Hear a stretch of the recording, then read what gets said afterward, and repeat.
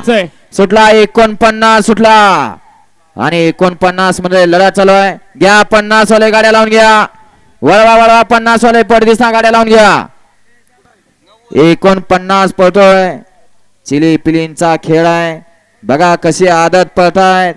लढा चालू आहे. आड्याल डीजे पळे आली की लढा देतोय. अतिशय सुंदर.